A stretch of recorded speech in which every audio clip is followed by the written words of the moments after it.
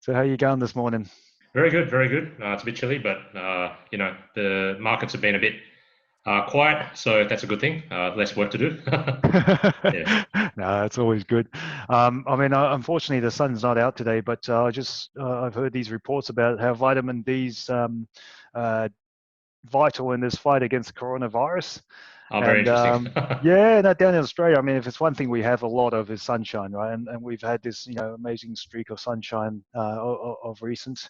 And I'm Yes. guessing, and the other factor is the color of your skin. So what we have is a whole lot of light-skinned people in Australia with a whole lot of sunshine. So hopefully that protects us from Yeah, the, yeah, the more severe impacts of coronavirus. So yeah, yeah, that's indeed. my dose of daily optimism right there.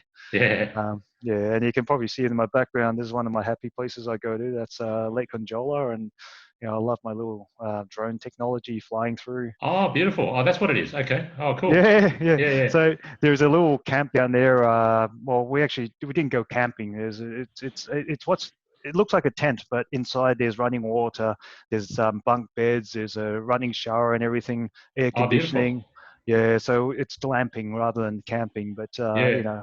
we still get the advantage of the beautiful nature that there is, and it's just I can't wait to go back there. So Yes. so I'm putting that background to remind me that's what's up on the other end of this lockdown. Yeah, beautiful. Very nice. Yeah. Yeah, So yeah. no, thanks for taking your time out to have a chat today. Oh, no, One no thing, worries. yeah, obviously, every time I talk to you, I feel like I just get smarter and stuff from uh, Oh, that's very kind. from you. So yeah, and I've just been meaning to ask you about what you thought of this whole coronavirus situation and what we've done, what Australia, and also more specifically how the New South Wales government has handled the situation. Yeah, yeah. So history tells you that when it comes to dealing with viruses, what you actually need to do is contain the spread of a virus before you actually do anything else. Hmm. So the right response is to shut down, stop the spread, and then worry about the consequences later. And in a sense, that's what China has done.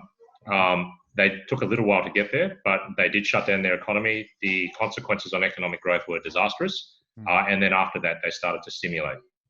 However, in the West, what we did was we responded a little bit too late to the threat and the spread of coronavirus.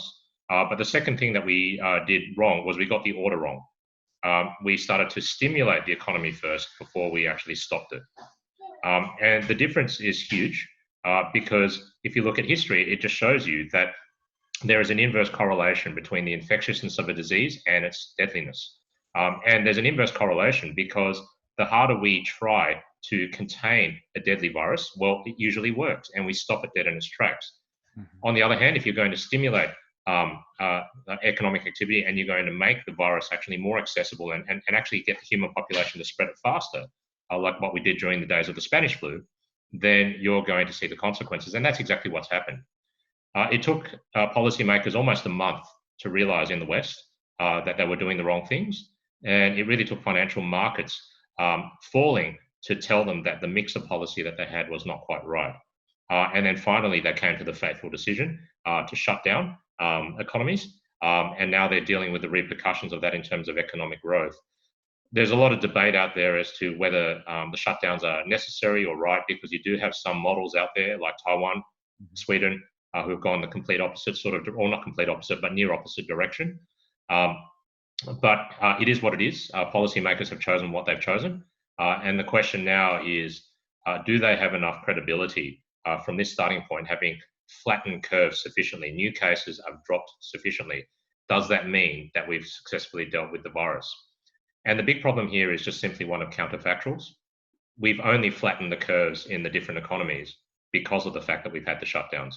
Therefore, we actually don't know what would have happened had we not had it. And you kind of hope that if you've controlled the borders and that you've identified where the key sources of spread are, that you've got things pretty much under wraps. But you can never really say never because we don't have a vaccine, we don't have a cure, we don't have a treatment for this thing. And of course, we're going into winter in the southern hemisphere, which means mutation risk is a lot greater. And by the way, we're starting to hear a lot more reports of mutation and the like now. So, I think that policymakers should have heeded the messages that they had in the past. They should have heeded what actually followed exactly how China dealt with the crisis, and they should have just taken the warnings out of China a lot more seriously. Now they're in a situation where clearly people are saying economic growth has fallen so much that we're more worried about the job losses, and we think that the economic collapse is more deadly than the virus itself, and so we're making a choice to go the other way. Whether that means that the choice is good, or whether it means that the restrictions and the constraints that we're operating under have relaxed, well, that's a totally different matter. So why would they have chosen the path that they have? I mean, you like to think that they've made that decision with, the benefit of some information. Clearly Yes. this is still too early in the pandemic to really make an assessment on whether Sweden has taken the right path, for example. Yes. But why would our government have made that decision to stimulate before shutting down? And what were they actually trying to achieve by doing that? Yeah, so what had happened with the early phases of COVID-19 was that they thought it was a demand problem. They thought that, if the news was talking about COVID-19 enough, that people would basically self-isolate, and the loss of confidence would drive spending and borrowing behavior into the abyss. And so they really thought, well, okay, the problem is demand. COVID-19 would directly affect consumer demand, housing demand, business investment. So our job is to therefore try to stimulate it through whatever remaining tools we have, whether it was through monetary policy or fiscal policy or whatnot. So that's kind of the logic there. Now, what the Chinese did, they actually pursued a demand-based policy early, and then they've realized pretty quickly it wasn't going to work.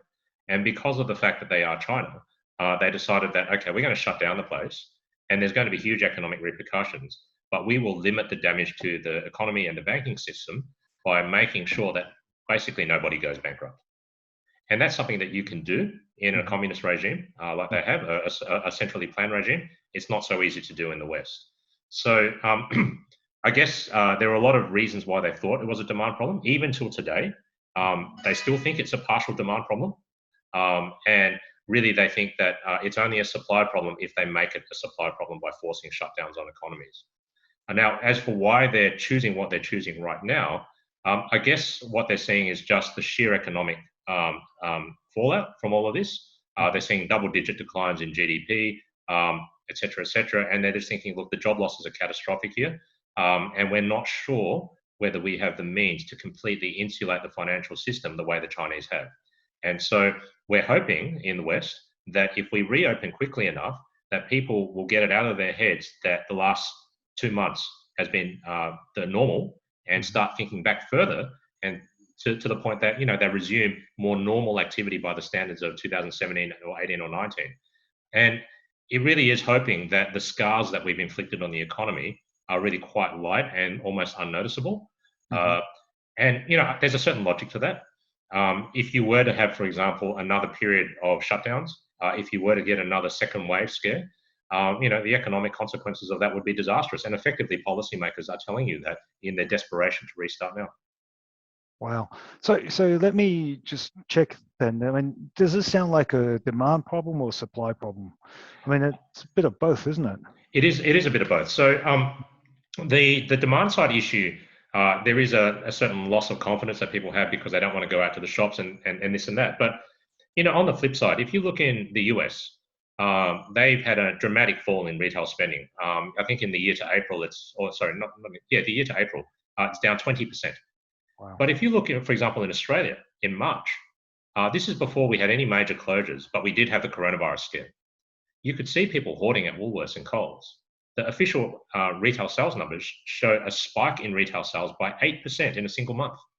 Wow. So, there was clearly a loss of confidence out there, but the loss of confidence actually prompted some rather perverse behavior. On the flip side, if you look at supply, what you've seen now is that coronavirus has effectively achieved what several years of trade wars could not. So it's almost the straw that breaks the camel's back here, whereas the last few years, companies around the world have been umming and ahhing. Do I want to insource and take back my production from China and Asia and this and that? And they were kind of umming and ahhing because they weren't sure whether the trade war was on or trade war was off. Well, coronavirus basically brought through a real supply chain disruption and forced the issue. And basically that process is almost irreversible now. And on top of that, now we're making it a lot more of a geopolitical issue. America's blaming China. The West is asking for an investigation into the sources of coronavirus. And so once you make it political, that this is going to make people even more nervous that this deglobalization movement is a one-way trade. So we're going to see that supply chain disruption. We're going to see attempts by different economies to retake that lost production capability. And with that will come inflation. With that will come various forms of supply chain disruption. The other thing to keep in mind is that when you shut down an economy, when you go into recession, when you over-tighten monetary policy, you bankrupt the marginal borrower. When you subsequently cut interest rates, when you subsequently relax the shutdowns, you don't get the person that you bankrupted back. That's just not the way it works. There's an asymmetry about the way bankruptcy works. What this also means is that by the time we actually get our economies up and running in earnest, and I'm not saying that's the next few months, like longer term, we'll find that there are actually less businesses to supply this demand. And this is something that has got policymakers awfully frightened. This is the reason why they would love to reopen the economy much more quickly than we expect, because they want to minimize the loss of productive capacity through permanent business closures. Whether or not they can do that is a totally different matter. Again, China has the ability to turn a blind eye to bad debts because it controls its system. In the West, we don't. What we've done in the West is something completely different, which is commercial renter, go negotiate with your landlord. Landlord, go negotiate with your bank. Renter, negotiate with your bank. And between all three of you, hope for the best outcome. There's no certainty there. There's not a lot of clarity there. It's a case-by-case thing. And in the West, we would argue, well, that's the best that you can hope for. That's the market mechanism at work. But as far as small businesses are concerned in Australia, this is a horrendous outcome because they actually feel that they have no certainty with which to plan, and many of them are actually losing the will to live. So this is the context for which we are accelerating a decision-making process and potentially making suboptimal decisions. So that sounds like almost that's terrible. I mean, it almost sounds like a bit of an Armageddon for small businesses. And you know, if we were to kill them off during the shutdown, and they're not going to come back, then what are we left with? Exactly right. And you know, small businesses, although you know they don't get a lot of representation clearly on the stock market or anything like that, they're the lifeblood of the economy. Where would you get your groceries? Where would you get your takeout food and all of that sort of thing? Where would even people that make clothes get their textiles and their inputs from? You can't consolidate all the supply chains through just you know a few large institutions because that's just the end of competition. So it's a massive issue, and I think what makes it worse is that you know the small businesses of the world feel particularly hard done by because they feel that employees are getting more of a helping hand than they are. So, for example, you take the JobKeeper program; it's designed to make sure that people are off the technical unemployment queue. It doesn't make their living standard better. In many instances, it makes you worse off. But for working 1 hour a week, and if you're employed by the right person, you get this $750 a week payment. Now, you're trying to entice the companies that sign up to this and apply for this. You're trying to entice them to sign on because of the fact that, well, you're trying to make their admin and their cost load easier longer term to give them some hope that, you know, if you preserve your business as is, you can still exist tomorrow. But as far as most companies are concerned, look, there's no demand coming through the door. You're paying your employees, albeit with government subsidized money, albeit maybe even out of your own money while you're waiting for the government money to come in. But it is, at the end of the day, small businesses are not there because they want handouts. Small businesses are there because they think they have something to offer. They think that there's demand coming in the door. And if they don't see that, that's the real constraint on them. Now, we talk about business investment and this and that at the corporate level and at the micro level. But at the end of the day, no matter how much tax cut you put through, no matter how much interest rate cut you put through, that is not the driver. That is not the constraint on whether firms choose to exist or not, or whether they choose to spend and invest and hire or not. And unfortunately, you know, we are really grappling with how to help them and to save them. And to make matters worse, the issue is also that a lot of small businesses, in terms of the collateral that they post to get their loans, well, that's property. So we've never had a small business-driven bad debt cycle in Australia. We've never had a housing-driven bad debt cycle in Australia. It's always been driven by small businesses. But underneath the surface of the small business crisis is usually some sort of property market stress. So small businesses are really under the pump from many, many different directions. And many small business owners would the worst outcome for them is actually that we reopen and then shut down again. They would much prefer, I suspect, let's extend the shutdown and let's make sure that we actually have some chance of fighting this disease before we reopen. If we're forced into another false start, I think that would be lights out for many businesses. Ouch. So basically, what you're saying is that we need certainty in the market. We need to Yes. have an answer, right? So Yes. what is scary to me, it sounds like we don't really have an end game in mind. So when we did when we had the stimulation when we stimulated the economy, and then the subsequent lockdown, right? There is no end game. Like one thing that sort of confuses me is I don't understand what our government is trying to achieve. Is it they talked about flattening the curve? If that's the case, we probably did too good a job to the point that we almost eradicated the virus. But I don't know if we're trying to eradicate or we're trying to flatten the curve. And if it is, I would suggest that we're probably not doing a good job of flattening the curve because we just flattened it way too far, which is going to stretch this out way too long, right? And do more prolonged damage to the economy, isn't it? So the issue with flattening out the curves is partly the economic damage, yes, and it's severe. But the issue is also that it falls us into a false sense of security. It makes us think that the virus is gone, when in actual fact, curve flattening just simply means the virus is out there. You're just not getting new cases. And we're also discounting the measures that we've had to take in order to get to that point.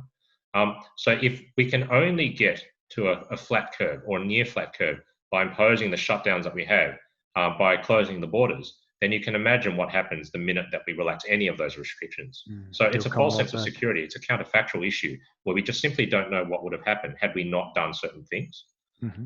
I think that the real objective here has always been to buy enough time to find a cure for the virus. Gotcha. But the issue is that after a few months and basically running huge subsidies for companies all around the world to be the very first to find the cure, we're actually not that much closer. I mean, I'm not a doctor. Maybe there's something in the works that I'm not aware of. But, there are still question marks about the capacity of the world to manufacture the vaccine on a large scale. We don't know. We don't have a treatment, even now, that at an experimental level, that cures or treats all cases of coronavirus. We have some which might help you if you've got a mild case, but it has severe side effects, et cetera, et cetera. There's no clean solution here because it's not a normal virus. So basically, what you're saying, though, is that we've been gambling with these policies for the possibility of a cure. And the problem is a couple of months down the track, we're no closer to the cure. That's exactly right. That's exactly right. So now it's a forced gamble, but it's not. It's it's the only option that policymakers could come up with. Okay, so you don't have a option B that you would have recommended? Look, I think that hindsight's a wonderful thing, but if you told the Australian government in January, shut down the borders completely, whether it's sea or air, shut them down, they would have said, oh, but we can't do that because our economy is so dependent on migration. We can't do that because we'll lose Qantas and Virgin and we'll lose all of these guys. And you told them at that point, the alternative was that you have to use the government's balance sheet to bail out everyone. Would you rather be bailing out Qantas and Virgin, or would you rather be bailing out everyone? That's really the choice. At that point, they basically said, well, they didn't have the benefit of seeing that, but had they taken it more seriously and taken more assertive measures, well, the outcomes could be better. The outcomes could be a bit more like Taiwan. So you fast forward to the present. Okay, we can't undo what we've done. We can only sit here now and move forward. But I guess the question is, have policymakers actually really owned some of the errors of the past? Have they really taken them on board and said, right, I want to actually learn something with use and applicability for the future? Or are they just simply being prodded by the waves and the winds of the macro environment as they come? One response is very reactive. The latter response is incredibly reactive and prone to a lot of mistakes and knee-jerk reactions. The other response is far more well-considered, longer-term horizon, really looking to win back the credibility of the public so that if they trust you a little bit and you're actually making the right decisions, well, that can kind of be a bit of a virtuous cycle. As far as I can see, we are relying far too much on pop culture and what's actually being publicized with curves and flattening. We're reducing the KPIs and the leading indicators to something which is too limited. It couldn't possibly be the sum total of all the decisions that we make or the inputs for those decisions. So it worries me. It worries me a lot. The regime that we've been in has been one of fiscal policymakers deal with what monetary policymakers could not. So in January, we thought that monetary policymakers could do anything, that they could always prevent markets from going down. They could always prop up economies. They could always expand balance sheet or print money, as it were. So what did you have to worry about? And then coronavirus came along, and we still thought that for a little while, that it doesn't matter, the central bank will just do what it needs to do, ease monetary policy, get confidence back in the system, and coronavirus won't be a problem.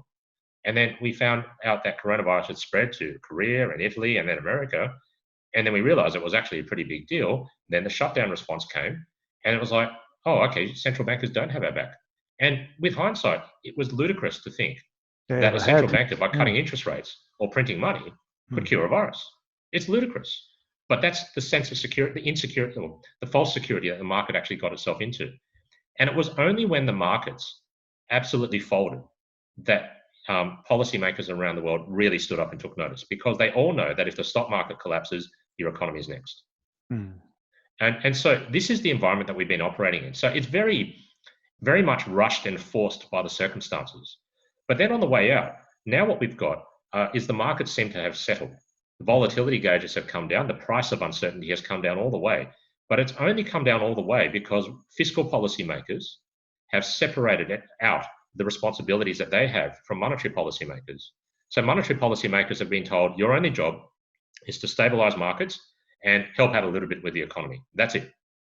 And then the fiscal policymakers take the burden of adjustment to prop up small businesses, to deal with border closures and shutdown restrictions and the like. This is the regime of risk that we've been in to lower the price of uncertainty, to make markets go up. Now, there's a lot of assumptions here. It assumes that the governments of the world continue to separate the responsibilities between themselves and the monetary policymaker. The minute that you relax the shutdown, you are doing back what we had in January, February, and putting all the workload back onto the central banker. That's an impossible task. We've been there. We've done that. You kind of have to hope that we've really dealt with the virus in proper, from medical terms, in order for that to be a viable strategy. But we're not doing that. So it sounds unsustainable, right? Yes. So what would happen then? Let's say if we don't find a cure, what can we expect in 12 months? Okay, so if we don't find a cure for this thing, and we go on the current path of panic, we're worried about small businesses going under, we're worried about rising unemployment and all of that, we have to reopen the economies around the world imminently. If we go down that path, which it looks like we will, and we run plenty of fiscal stimulus, one possibility here is that, well, in a few months' time, we'll just have to shut down again. And if we do shut down again, then anybody who was on the precipice of deciding whether I want to stay alive or not as a business, they make the decision to exit. That's when you get the real loss of productive capacity. That's when you get the real supply chain disruption. That's when you start to get a little bit of inflation. Now, if people sense that this is going to happen, then what it also means is that bond yields go up. Because bond yields go up whenever you've got an inflationary sort of environment, or the threat of that, or the risk of that. If bond yields go up, well, assets around the world are priced on the assumption that the bond yield remains below 1% in most economies. Can't handle a high bond yield. We might get the benefit of short-term economic growth as we relax the shutdown, but from a valuation perspective, markets can't actually handle that. And so central bankers will say, righto, we'll continue to try to suppress bond yields through quantitative easing and asset purchases and well into this. But wouldn't inflation just go out of control? Well, that's the risk if you've got the supply side disruption happening on the other side. And if now the balance sheets of the Fed and co are being used in an ever more creative way, where they're not just pumping money into the banks, which is money that we don't really see, but they're pumping money directly into the public domain. So, if you're Google or Facebook and you want to launch a corporate bond issue, well, you can get instant financing, not from the bank, not from the public, but directly from the Fed, which is exactly what's going to happen. Well, the Fed is literally printing money. It really is creating inflation there. Wow. So this is the massive issue. The policy mix has turned into a far more direct mechanism for injecting money into the economy and creating inflation. And on the other side, the real economy, the supply side factors are starting to really fold here. So that the chances of lost productivity, lost capacity, driving inflation higher They're real. Now, if all of that is a risk and it's not priced in today, then what investors will do is that they will chase the protection against all of those risks. So they start to buy things like gold because they don't believe in the integrity of the financial system anymore. They buy other related commodities like oil, which has just been at negative prices and now shot up into the mid 30s. They'll start doing things like that.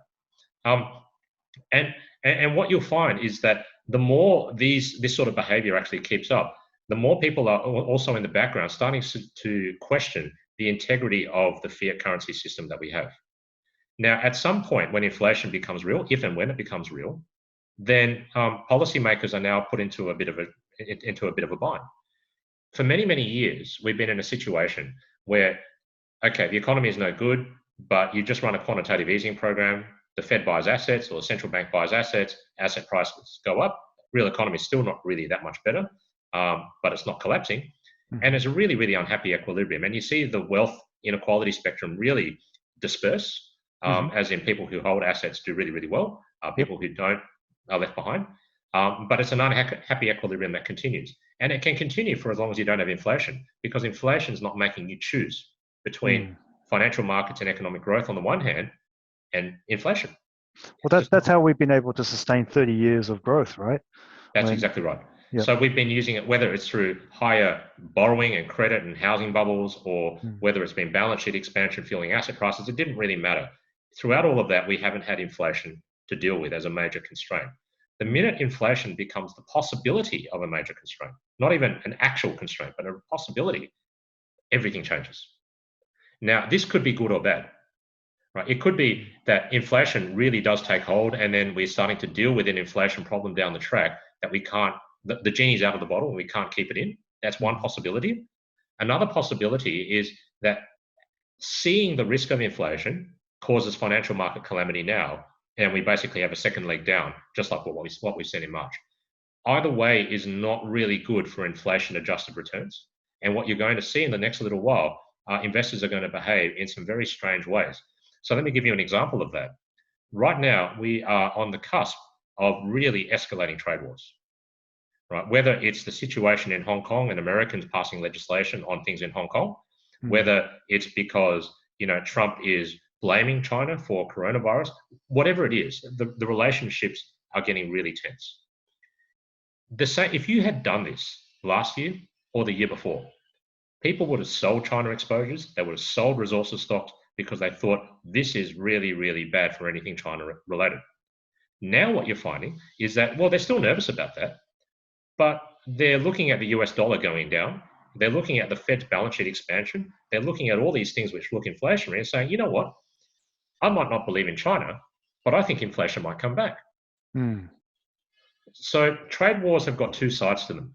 The first side is deflationary, because if America is a smaller net importer of goods and services from the world, it's a smaller net exporter of US dollars to pay for them. There are a lot of people out there that depend on US dollars for growth and livelihood.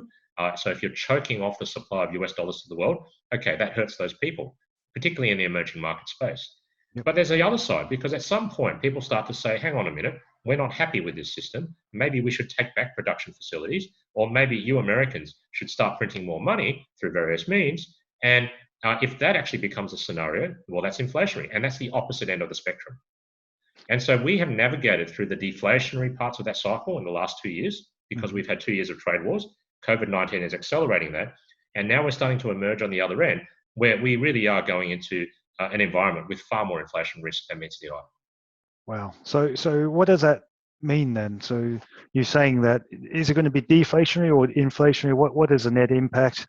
I just can't see how such supply chain disruption is not going to cause some level of inflation. And as you said, once that's the genie's out of the bottle, then that income, the wealth inequality is certainly going to blow up. So there's only one way to deal with inflation ever. And the only way to deal with inflation is to hit the brakes on your economy. The only question is, when do you hit the brakes? So right now, we're not hitting the brakes. In fact, we're hitting the gas, we're hitting the accelerator. So it looks from this point of view outwards for the next year or 2 years, then inflation is going to be a problem. It really does. But if we hit the brakes now, or the market hits the brakes now, for whatever reason, we don't get that inflation, but we get another leg down in the economy. Hmm. I guess what I'm saying is we're going through a stagflation scenario where we don't get very good growth, but we've got higher than normal inflation risk. That's the worst possibility. But that's as a result of years of partying, right? I mean, it just sounds like I suppose the metaphor that I give is every time you get you get a big night out, you get a hangover, you just drink more and you sort of postpone it. It happened for us during the GFC. It happened for us, during pretty much every cycle when it looks like the growth is going to end. We had quantitative easing and basically just kept drinking ourselves to postpone the hangover. It sounds like coronavirus is a 3-day, 3-night binge that we're just not going to emerge out of without the mother of all hangovers about to hit us. So yeah, I mean, I think that's a very useful analogy because like there are people who advocate a gold standard, Mm-hmm. and the gold standard basically is a system where if you have a crisis, nobody, including the central bank, can print money to help you. Mm-hmm. And so you are forced into having regular recessions. Mm-hmm. And if you get used to recessions, you get used to the creative destruction aspects of recessions as well. That's kind of the gold standard. We're on a different system where, well, we're on a fiat currency standard where the central bank actually is in a position to help to deal with the crisis. But the irony of having that option is that it limits the creative destruction of recessions because we rarely have them. Mm. Or when we do have them, once in a blue moon, they're doozies. So there's nothing like recessions are bad because obviously they cause unemployment, but society rarely embraces the good side of recessions, the creative destruction aspect. And the creative destruction aspect is that something falls over, but something new comes to take its place. It evolves, we change, and we get better as a society, as a human population, whether that's technological advancement or otherwise. Mm. The problem that we've had is not, you can blame it on the central bankers. You can say that it's because of the fact that we've got that way out, that we are forcing ourselves into these repeated hangovers by quantitative easing and rate cuts and all of that. That's certainly very arguable. Mm-hmm. But the real issue is this. Whenever we have a central bank come in to save the day, or a fiscal policymaker come in to save the day against a recession, are they actually internalizing the creative destruction process? Are they saying, okay, here's a business that's just about to fail. Maybe it's worthwhile for that business to fail. And here's another one that could actually be propped up, and it might take some time, but it will grow to take its place. Are they allowing that rebalancing to continue? Or are they stifling that process by saying, you know what, that guy's about to go at risk of going bankrupt. I better keep them on and I better keep bailing them out on life support. That is blunting the effect of recessions. That is achieving nothing because all it does is it accumulates this massive problem and defers it till tomorrow when the crisis is even bigger. That's right. And that's the sense in which coronavirus is really a real leveling influence because this is not a situation where the central bank or the fiscal policymaker, by printing money, can fix the problem. You are forced to reckon with the underlying issues that we've accumulated over several decades. I agree. And so that basically because of the inability or unwillingness to take that creative destruction, to take that short-term pain, we are now being forced to basically bear that pain all at the same time. There's Yes. 30 years worth of accumulated pain, but it doesn't seem to me, and correct me if I'm wrong, that the government has actually accepted that fiat. They still think they can print money out of this sort of situation when in reality they can't, because coronavirus represents almost like the oil shocks of the 70s, right? Like it's an absolute limit or absolute destruction of productive capacity that ultimately will shock the system because until we find a way to overcome that, there is no way around taking pain. Yeah, so I think that if you want to see, I agree. I think that what you're seeing with policymakers is that they're incredibly reactive to the circumstances, Mm-hmm. and what they react most to is what the electorates would react to most to. People always respond more to fear than they do to greed. They respond to both, but they respond more to fear. What do I have to lose? And when you've accumulated massive, massive issues and concentration of risks and over indebtedness in particular parts, Mm-hmm. the pain trade is to say, right, we'll wear that and clean it out. But if you did that, because your economy is so dependent on whatever it is that you've propped up over several decades, well, the consequences are calamitous. So what you see, for example, in Australia is that we are doing JobKeeper to keep people from technically joining the unemployment queue. Now, why do we do that? Why do we do that rather than actually help businesses to thrive and survive? We do that because if they're not off the unemployment queue, then that means that technically speaking, the system, the banking system, looks okay. It looks like you can continue to lend to people who are not technically unemployed. Everything can continue as per normal. But it's a policy designed to say unemployment causes housing to go bust, which could cause our financial system to go bust. So we're going to stop housing from going bust by stopping unemployment from ever becoming a problem. That's kind of the thinking behind all of that. Now, what that really reveals is that you're really concerned about housing, and you're really concerned about housing because you realize that you've accumulated this behemoth problem over many, many years. And if anything, what we're going to do is try to stimulate that sector even further, by the way, and put all of our eggs in one basket and not diversify our economy. And you can see what they're doing. They're responding. But surely that can't go on, right? I mean, with the shutdown of our borders, there's no way we can keep up with the annual migration intake. 300,000 or so people. Surely there is going to be pressures on the demand side of housing, regardless of whether you stimulate the supply side. So what people are looking for now is to say, okay, we realize that housing is this big elephant in the room and we don't want it to absolutely collapse. We don't necessarily want to stimulate it, but at this stage, we just want to make sure that the downside risks are completely eliminated, which is almost the same as telling the average housing investor, it's a free lunch, just go in and buy it. So that's kind of the thinking. Now, I think that the problem here is that the migration numbers are definitely going to be down. How much they're down will be debatable. So the really hawkish people think that, well, the border closures are only soft. You can still come here, provided that you get government approval and quarantine yourself for 14 days. So there are people who think that actually migration won't come down as much as what the Morrison government has said, by 85%. But, if migration rate slows, even to by half, which the data shows it's actually done a lot more than that recently. So an extended period of slow migration. You're talking about household formation rates going from roughly 170,000 per annum down towards 100,000 per annum. And yet we're building 180,000 homes a year. So there's a massive oversupply. The response to that is to say, well, okay, fundamentally, we don't need those houses. Fundamentally, house prices should fall. We can't accept that. So what we're going to do instead is ask every Tom, Dick and Harry who already has a home, i.e. the investor, to go buy one. Or everybody who's been sitting on the sideline who hasn't been able to get in, go buy one, and we will incentivize you to do it. So we will incentivize you to stretch yourself beyond what you can handle. The only problem is, in the background, by the way, interest rates have dropped to zero.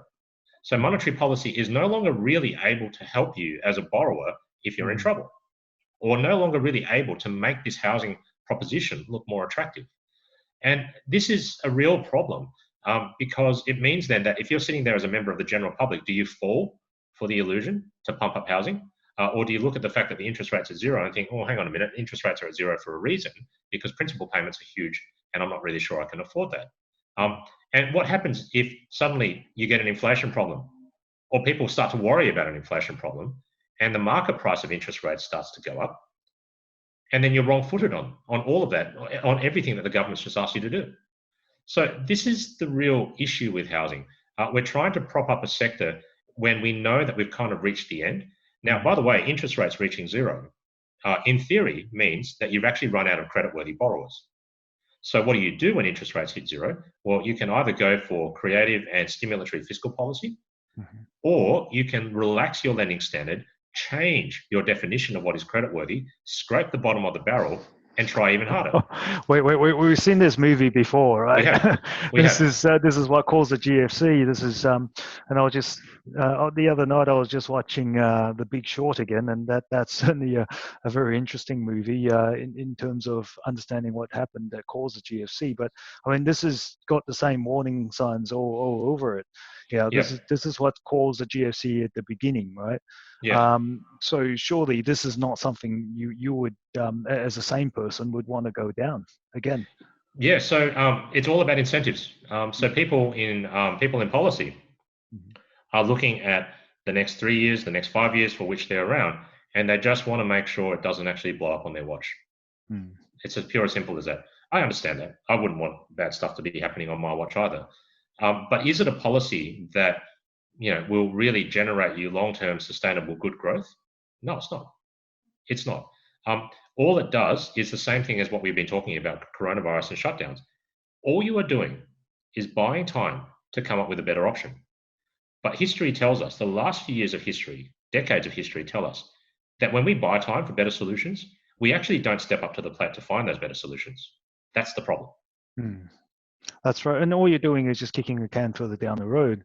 And so what you're doing is passing the parcel until it blows up eventually when you got no more runway. And I think we're getting pretty damn close to that.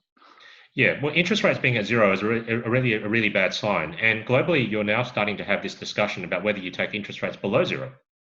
Now, this is a crazy discussion, but let me illustrate its logic because it's a very interesting discussion nonetheless.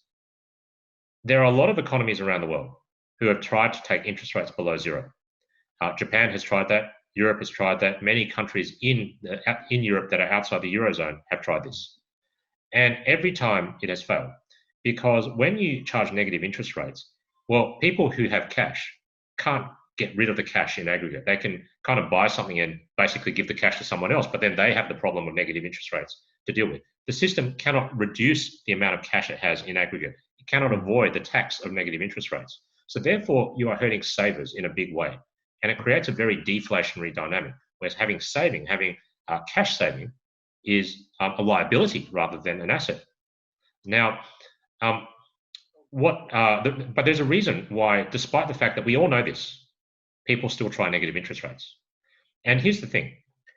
Every asset, the valuation maps out to a particular level of return. So it's always the same uncertain future that I'm buying for any different asset class in the long term. It's just a question of how much I pay for that. So if I'm at a low starting point in history, I should expect a higher than normal future return over the next few years. And if I'm at a high starting point, I should expect a very low return over the next few years. It's just that simple. It's mean reversion. Now, what happens is when you pump up asset prices around the world to such high levels, then the implied return on them is zero or negative. The only way that you can sustain those valuations is to make cash look really, really unattractive so that people keep buying those overinflated asset classes. So it is the asset valuation stretching to unsustainable levels, which actually drives the discussion to get interest rates into negative territory. Now, this is just the same thing as what we've been talking about when it comes to debt or coronavirus or anything like that. It is the legacy of your past actions are coming back to haunt you and to drive your reaction function today to make that problem worse. It's just that once you reach zero or negative interest rates, you have physically reached the limit. And you can entertain negative interest rates, but ultimately they're not going to work. No.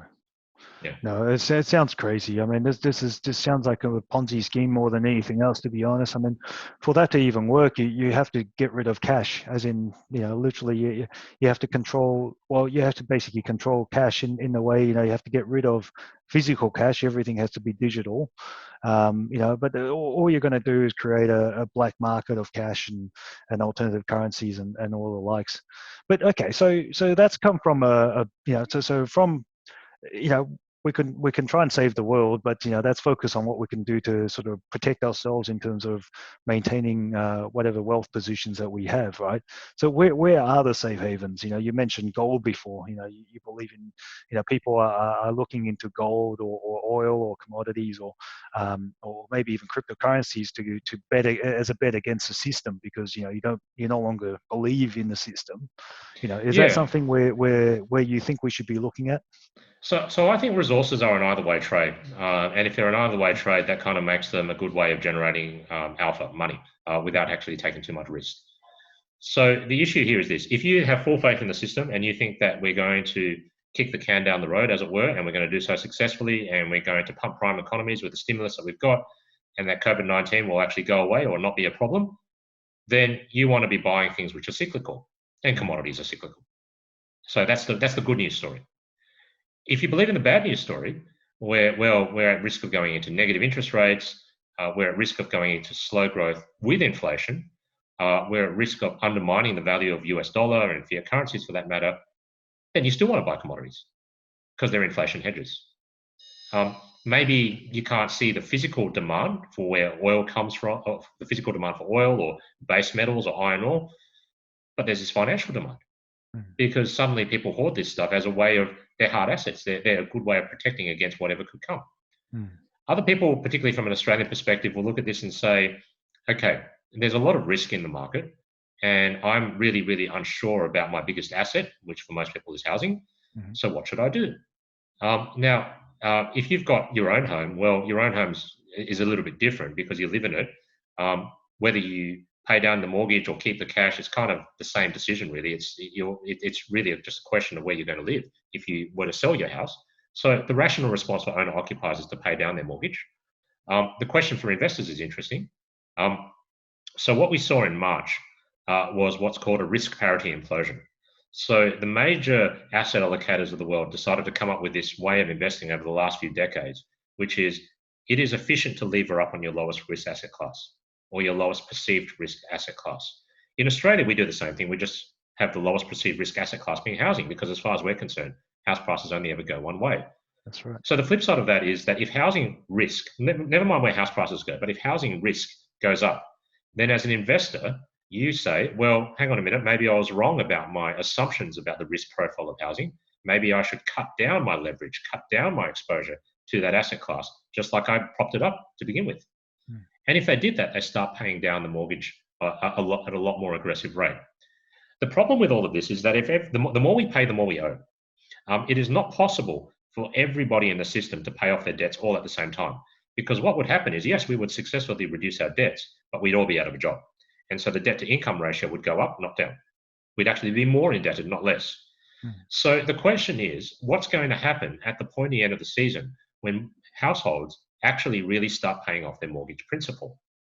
Because if they do start paying off their mortgage principal, they're destroying debt, they're destroying money because debt is money. What's happening on the other side of the equation with businesses and government at that point? We don't know what's going to happen there. And what's also happening is that the government is trying to confound the decision-making process, because if you're unemployed or at risk of being unemployed, you can negotiate for 6-month debt holidays. So it's a very, very messy situation. The natural tendency is to take less risk, but again, policymakers are forcing you to take more. My 2 cents is, even if you can save housing here, which is a big if, you would rather be in the inflation hedges and the commodity cycle that will generate you far more return, particularly if inflation becomes a problem. Now, there's also gold in that question. There's also digital currencies in that equation because we're now in a world with trade wars. The world is on a so-called US dollar standard. Not that we don't have our own currencies, we do, but all of us use the US dollar as our preferred way of transacting with each other and borrowing between each other internationally. So if that's the case, then the US dollar is not quite the normal currency. It's kind of elevated in its status. If we stay on this regime, we're really saying that we trust that America will supply any and all US dollar liquidity that the world needs. But once you start talking about trade wars and escalation of trade wars, you're actually saying, well, maybe America won't supply any and all liquidity in the quantities that it used to. Maybe the Fed might do so, but the Fed also has its hands tied in certain ways. And if America is not going to play by the rules of the game to maintain a dominance over the global monetary architecture by providing the US dollars that the world wants and needs, then the world might actually just up and say, well, maybe we don't want a US dollar standard. Maybe we want something else. Maybe we want gold. We've been there and tried that, but maybe we'll go back to that. Or maybe we'll try the Chinese RMB, but the problem with the Chinese RMB is it's not convertible. There are a lot of infrastructure and legal issues with using the Chinese RMB as a reserve currency. So people start thinking about digital currencies, crypto and the like. And that conversation won't go away. The conversation was started up last year by Mark Carney, the outgoing Bank of England governor. And his purpose in starting that conversation was to say, hey, you guys in America, if you really are serious about your trade war, this is the consequence. You lose relevance for the US dollar as a reserve currency. Is that really what you want? If not, then play ball, negotiate. Actually don't launch your trade war or do something else to provide the world with the US dollars that it wants and needs if you're not going to do it via trade. It was a set of comments designed to keep everybody on the straight and narrow of an ongoing US dollar standard. But, strange things happen and politics are not predictable.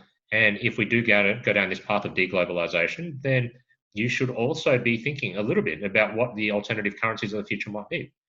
Central bankers are certainly talking about that, so why shouldn't we and the general public? Wow. Okay. So I'm still not really clear though. So where that safe haven is. I mean, um, it sounds like we need to have some level of hedge against the system, like gold or crypto That's or right. whatever. But then, commodities or resources really, Yes. it would be a hedge against that because, it's like oil. There's always a function for it. Yes. Um, what about, so property is no good because of, obviously, especially Australia, given sort of what we've been sort of pumping it up on. Um, what about stocks? What about is there anything that we need to be focusing on that front? What do you see as a bit of a future for that? So, from an earnings perspective, you want the stuff which you know is going to be around and alive and well tomorrow. So, a lot of people will be looking at growth stocks, staple stocks like Woolies and Coles and all of those sorts of things, utilities, and that all makes sense from an earnings perspective. You want predictability and safety. The only issue is what price are you paying for those things? Mm, Because the last 10 years has basically been a one-way trade where staples, growth stocks, healthcare, all of these things, non-cyclical exposures have gone through the roof. mm, Um, and it's all happened because of the fact that we just kept dropping interest rates.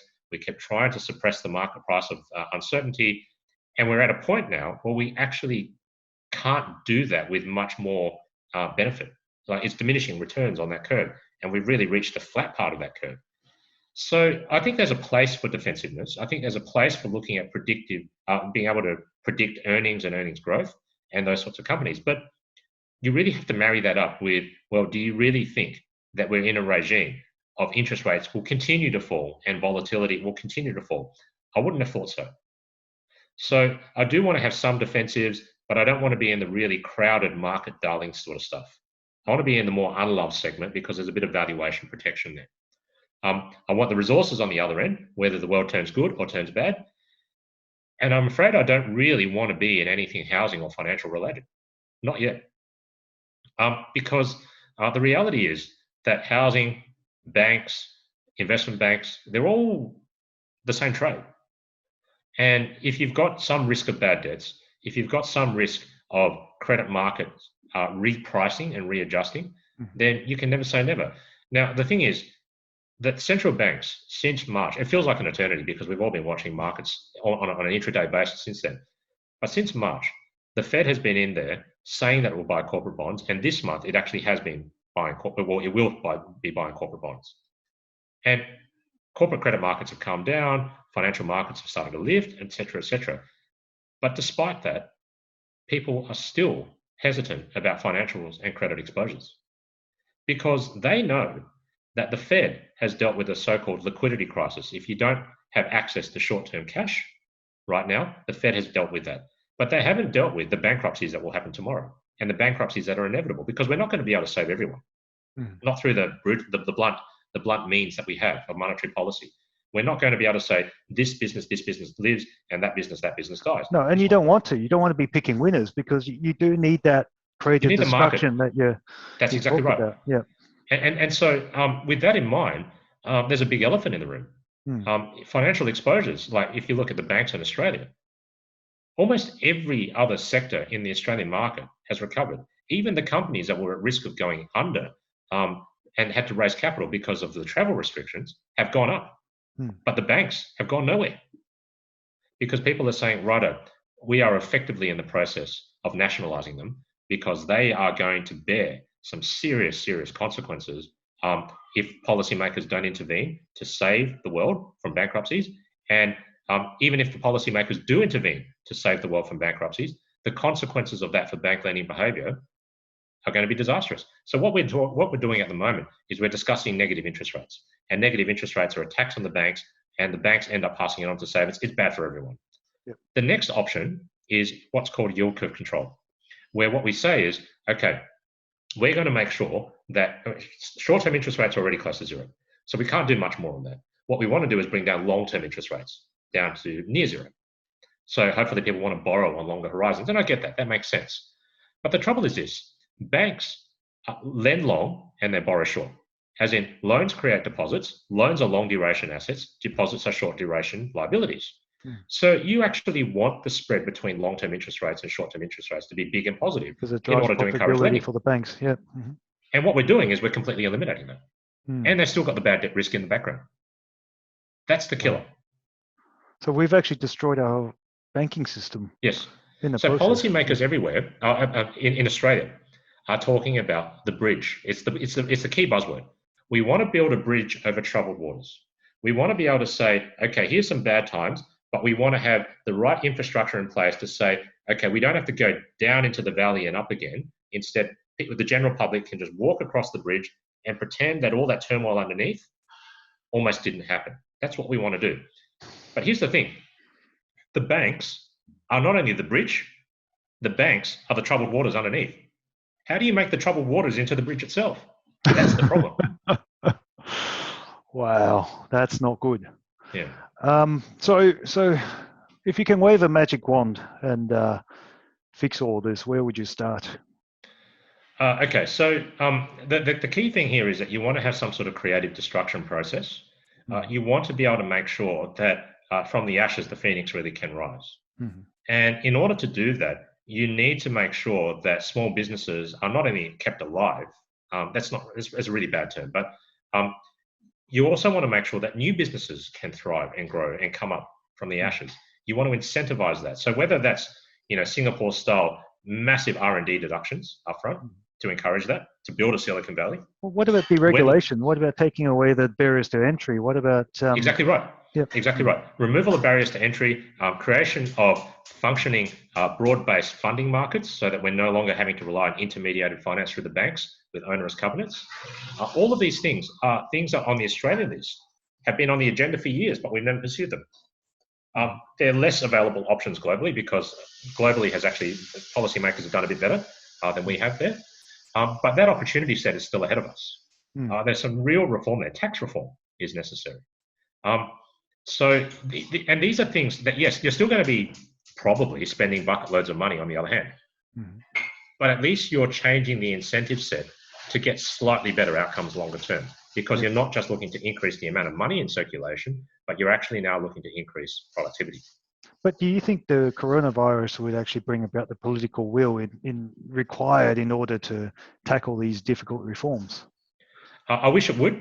I'm not optimistic right now. But the problem is that coronavirus is not something to be trifled with. As in, just because I want it to go away doesn't mean it will. So, in some sense, a lot of hard decisions and responsible decisions are going to be forced upon policymakers at some point. If coronavirus just disappears or we find a cure for it tomorrow, we'll be up on our merry way. We'll be as we were for the last 10 years. That's what we will do. If it doesn't go away, hard choices will have to be made about growth and inflation and financial markets and policy. And if we get to that point, then we will have more shutdowns. We will have more loss of business confidence and consumer confidence. And at that point, you can, as a policymaker, you can go out there and say that, look, I spent the most money of anyone else, but you really want to actually now see some real improvement in the economy, a change in the way we do things, because there is no other way. Now, unfortunately, with 3-year election cycles and the like, we don't really incentivize people to think for the long term, but that's the opportunity set that's available. And I think coronavirus is really impressing that upon us now. Wow. So what are you advocating for? Longer election cycles or just that, using this, crisis as the opportunity to push, I guess, difficult reforms that would not otherwise be palatable for the electorate? That's exactly right. That's exactly right. Nobody wants to be on the destructive end of creative destruction. Everybody wants to be on the creative end. And the reality is our business places, our workforce is not mobile enough to always jump to the hottest sectors and away from the coldest sectors. And everybody wants some insurance and all that. I mean, I don't envy anybody who has to make all of those choices. But the point is that if they're elected and they took the job, they've got to make those choices. Yeah. I understand. So basically what we need is the courage to jump into the unknown, almost. And the only way we can do that is if we actually do allow the destruction to come through. But that is not without pain, I think, and I think it's almost it's almost a sign of the times. The fact that for the last 30 years we tried to delay pain. And now it's probably time for us to look straight into it, because coronavirus has forced our hands. There is no running away from it. We can't kick the can down the. In fact, whether or not we find a cure for coronavirus, I actually don't believe we can kick the can further down, because eventually we will have to face that pain at some stage. And so maybe coronavirus did accelerate that whole process, or just expose the underlying problem that's there. But fundamentally, we do need to look at it and confront it, right? So let the new industry begin now. And this is really interesting, because as we get locked down, one thing I realized is that everything that we do, even in the business processes, a lot of what we do is based on pre-internet days, pre the invention of internet. So the business models, the way we do things, the way we go to work, how we even dress up for work every day, that is all based on the technology that we have available. So what this whole lockdown and the whole coronavirus episode has given us is the ability to rethink how we do things fundamentally from the ground up. Right, so potentially that could be a bit of a positive spin to all of this. That out of the ashes do rise, something new and better in its place. And yes, unfortunately, it's been forced upon us. I wish we could probably have done this earlier on. I wish we probably could have taken this creative destruction, regularly. But I think maybe it's still too early to tell, but history will be the judge. So your prediction then, looking into crystal ball, because I love to do this. I love to come back to you in a couple of months and see how we go with this. What are your predictions for the next 6 months? In terms of real economy, markets, all of the above. Look, I think that the economic growth in the next 6 months will bounce back. It will bounce back, because what we're seeing is we've gone so far backwards. It takes skill and it takes energy to shrink that fast. It really does. So if you stop the negative energy, you will bounce. As in, we reopen, suddenly businesses go from $0 in the door to something. So you get a mathematical bounce in economic growth. Whether you get enough of a bounce to take you back to where you were, I don't think we get back to where we were in a hurry. Of course not. It might take a bit of time. I think inflation pricing will change. I think bond yields, central bankers around the world are trying desperately to suppress interest rates and bond yields and levitate markets. I'm not sure that they'll really succeed. And then I think in 6 months' time, what we'll find is that the market price of uncertainty is higher than where it is today. It will get things like the VIX, a measure of volatility, could probably fall a little bit in the next few weeks, maybe the next few months. But ultimately, if we haven't cured coronavirus, I think that thing's going up. And if that thing does go up, then you're talking about, well, March was painful, and potentially we'll have to rinse and repeat that in a mini cycle. Now, what that means is that March was really, really weird in financial markets, because anybody that was holding on to really defensive stuff got absolutely creamed. Like, had you held resources stocks, some of the more cyclical exposures, you would have actually done better than if you had held shopping center stocks. That's how crazy it was. So that gives me confidence that, okay, if strange times can actually result in strange investment behavior, then having a slightly glass half full portfolio right now, resources, it's probably not such a bad thing. There's probably not that much risk about it. World recovers, world doesn't recover, doesn't really matter a great deal there. I think interest rates, obviously, short-term interest rates are going to remain low, despite what happens with bond yields. But I do think that equity markets over the next 6 to 12 months, the next few months won't be too bad. The next 6 to 12 months could be quite rough. I think economic growth will be better than where it is today, but I don't think we're going to reach the great heights that what we had before. And if anything, there's probably a bit of downside risk to economic growth once we have a mathematical bounce from a low base.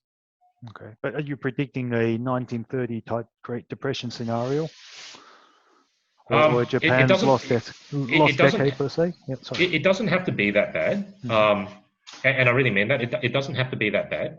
But the thing is this, we're getting used to the idea again that central bankers have got our backs. we're getting used to the idea that they expand their balance sheets, they put a bit of liquidity into markets, and everything can kind of be fixed. Or if they can't do it themselves, that fiscal policy makers will help, because the sheer will find a way. That's kind of the belief that we have now. We actually have an even stronger faith in the central bank put than what we did in January, as misplaced as that was. Now, if you imagine what happens when we are wrong-footed on that again, right? So we've just lost faith in policymakers. They built that faith all the way back up, at least in an investment sense, and then they let us down again, right? The consequences of that could be pretty big. Financial markets could really not just hit an air pocket, but they could fall out of bed at some point if that happens. However, I think the issue is that at the end of the day, the system is set up for real, for automatic stabilizing influences. Policymakers do have the flexibility. We're not on a gold standard. The trouble really is then the geopolitics of the situation. The gap between the haves and the have-nots, the countries that are winning versus the countries that are losing, that determines whether or not the tools that we have available are actually able to contain the fear or not. So I'm not making a prediction about that because I frankly don't know. But this is where, when we look at the geopolitical headlines, it's concerning. Because rather than try to say, look, economic growth is not that good, we haven't dealt with coronavirus, let's kind of try to cooperate globally to try to fix the situation. Instead, what we're doing is saying, well, there's no solutions to be found. The next best thing is to blame other people.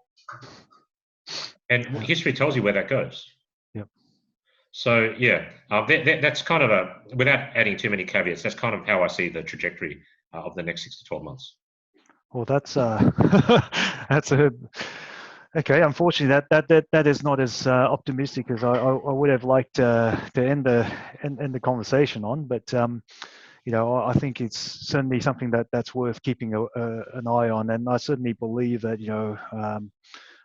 I hope that would be strong leadership that emerges out of this, that don't go down the inevitable path of geopolitical conflicts, and certainly not prolong, for the sake of everybody. But thank you very much for you taking the time out to explain all this today. Every time I speak to you, I just feel like I'm learning so much more. Thanks for your time, Jeff. And I really appreciate it, and hope to speak to you again soon. Okay, we'll do. All right, have a good day. Cheers.